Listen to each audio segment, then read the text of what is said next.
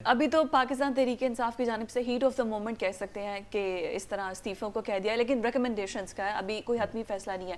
Speaker کیا اس کو delay کر سکتا ہے یا فوراً قبول کر سکتا ہے؟ اسپیکر کے پاس کیا اختیارات ہوں گے؟ کیونکہ اب جو نیا اسپیکر آئے گا وہ بھی تو جو گورنمنٹ بنے گی اس کا ہی آئے گا. دیکھیے اسپیکر کے پاس اس میں بہت سے اختیارات ہیں. آپ کو یاد ہوگا اس سے ماضی کے اندر بھی جب پی ٹی آئی نے 2014 کے اندر چند ممبران نے استعفے دیے تھے تو اس وقت بھی ایاز صادق صاحب نے استعفے قبول نہیں کیے تھے. جی میں بات کو تھوڑا سا آگے بڑھاتے ہوئے اس کے اندر پولیٹیکل سینس شاید ہو. میں اس کو کیئرفلی اس لیے کہنا چاہتا ہوں کہ عمران خان صاحب نے بہت سے ایسے فیصلے کیے پچھلے 3-1 سال میں جس میں ہم ان سے ڈس ایگری کرتے تھے، میں ان سے ڈس ایگری کرتا تھا، لیکن اینڈ میں پتہ چلا کہ سیاسی طور پہ ان کا فیصلہ درست تھا. تو کیا استعفے دینے کا فیصلہ درست ہوگا یا نہیں ہوگا، یہ بات تو عمران خان صاحب کو اپنی پارٹی اور اپنی آئندہ کی پولیٹیکل اسٹریٹجی کو مد نظر رکھتے ہی کرنا پڑے گا. لیکن 2-3 باتیں وہ کنسیڈر کرنے سے پہلے، اس فیصلے کو حتمی شکل دینے سے پہلے 2-3 باتیں ان کو ذہن میں ہونی چاہیے.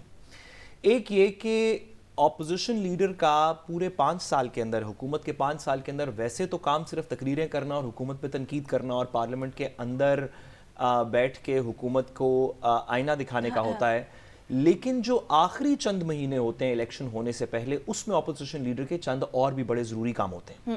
یعنی کہ جو انٹرم گورنمنٹ بنے گی اس کے اندر وہ جب بھی بنے، آج بنے، 6 مہینے میں بنے، سال میں بنے، اس کے اندر اپوزیشن لیڈر کا ایک بڑا کلیدی رول ہوتا ہے. اس کی مشاورت کے بغیر انٹرم گورنمنٹ نہیں بن سکتی. اگر بنانی پڑے تو پھر الیکشن کمیشن اور سپریم کورٹ تک میٹر جاتا ہے.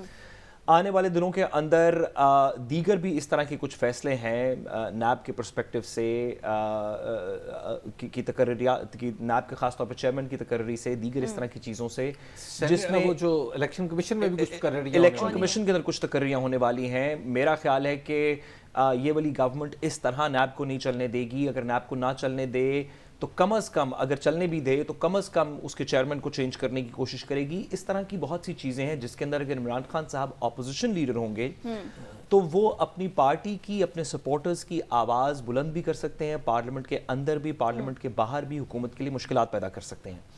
دوسرا، جب یہ بات اسمبلی کی ریزولوشن کی طرف جائے گی، اگر عمران خان صاحب 120، 110، 115، 120، 25 سیٹوں سے ریزائن بھی کر دیں تو آئین پاکستان کے اندر، اور ساتھ ہی ساتھ بائی دا وے صرف نیشنل اسمبلی سے نہیں، اگر آپ اس کو ایکسٹریم پہ لے جائیں کہ وہ سب پروونشل اسمبلی سے بھی ریزائن کر دیتے ہیں تو ایک کے پی کے کی اسمبلی کے علاوہ جہاں پہ میجورٹی سیٹیں ریزائن کر چکی ہوں گی، اگر عمران خان صاحب کی سب ٹکٹ ہولڈرز ریزائن کر دیں، باقی تمام صوبوں کے اندر بھی اور وفاق میں بھی ایک مائنورٹی نمبر آف سیٹس ہوگی ٹوٹل میں سے جو کہ ریزائن کرے گی.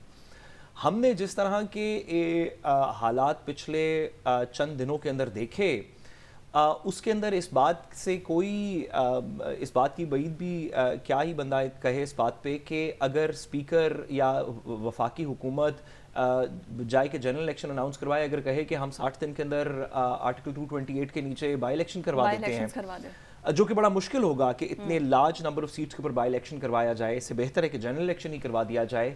لیکن اگر کر دیتے ہیں تو عمران خان صاحب کیا کریں گے؟ پھر اس الیکشن کا بھی بوائیکاٹ کریں گے.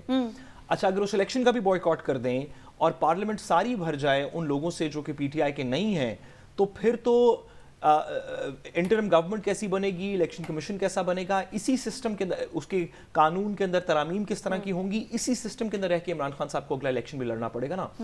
جو بھی عمران خان صاحب اگر سسٹم کے اندر بھی تبدیلیاں کرنا چاہتے ہیں وہ تو تب کریں گے جب الیکشن جیت کے آئیں گے. نہیں، جب الیکشن جیت کے آئیں گے، حکومت اپنی بنائیں گے تو سسٹم میں تبدیلیاں کریں گے نا. اگر سسٹم ہی اس طرح کا کر دیا جائے، ان کی غیر موجودگی میں سسٹم ہی اس طرح کا کر دیا جائے جس میں کوئی چانس نہ ہو ان کے جیتنے کا، جس میں ان کی تمام ترامیم ای وی ایم سے لے کے اوورسیز پاکستانیز کے ووٹ سے لے کے دیگر اس طرح کی ترامیم کر دی جائیں، تو یہ عمران خان صاحب کے لیے ڈیمیجنگ ہوگا. ان باتوں کو سوچ کے اپنا پولیٹیکل فیصلہ کریں، فیصلہ جو بھی وہ کریں گے. اور پھر اس میں ایک اور بات بھی ہے نا کہ آپ 100 فرض کیا 120 نشستوں سے آپ استعفیٰ دے دیتے ہیں تو آپ خواہ مخواہ لڑیں کیوں جا کے؟ پھر آپ نے الیکشن بھی لڑنا ہے نا. اور اگر آپ نے ایک سیٹ بھی ہار دی تو لوگ کہیں گے دیکھیں جی آپ نے 119 ہوگی، تو بجائے اس کے، اور پھر آپ نے سندھ میں آپ کی سیٹیں ہیں، آپ کی کے پی میں سیٹیں، آپ کی پنجاب میں سیٹیں ہیں، تو پنجاب اور کے پی کی، پنجاب اور سندھ کی گورنمنٹس آپ کے ساتھ کیا کریں گی یہ بھی آپ کو ذہن میں رکھنا چاہیے. وفاقی حکومت کیا کرے گی؟ وفاقی حکومت کیا کرے گی, تو جب آپ کی سیٹیں کم ہو جائیں گی تو پھر آپ ایک خام خواہ کی ایک مصیبت مول لیں گے. تو عمران خان صاحب کا حکومت پہ بھی مسئلہ یہ تھا کہ پرائورٹائز نہیں کر پا رہے تھے, اور اس وقت بھی میرا خیال یہ ہے کہ ان کے جو ساتھی انہوں نے مشورہ دیا ہے, وہ جو ریکمنڈیشنز دے رہے ہیں کہ استعفے دے دیں, تو یہ کوئی اچھی ریکمنڈیشن نہیں.